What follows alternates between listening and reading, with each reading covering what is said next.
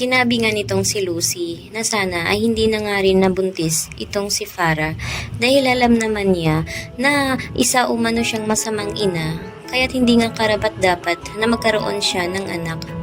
Subalit nga paano na ang gagawin ngayon dahil nga itong si Farah ay dito natitira sa bahay mismo ni Darius at Lucy dahil binibigyan na nga nito nila ng tsansa dahil nakita nga nila ito mismo na pumunta nga ito sa albularyo upang ipatanggal ang bata.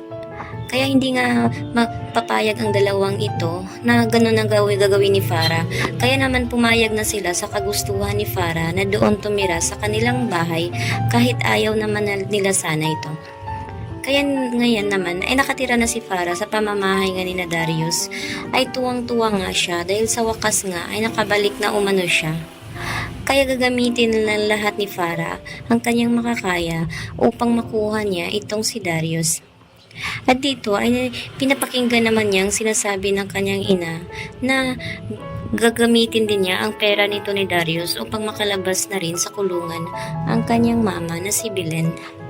Kaya gagawin na ni Darius dahil nga naniniwala na rin siya na sa kanya nga itong dinadala nga nito ni Farah.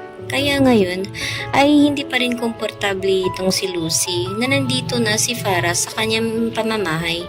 Kaya naman kinabahan na rin itong si Lucy dahil baka ano na naman raw ang gagawin ng babaeng ito ngayong nandoon na naman ito sa kanyang poder.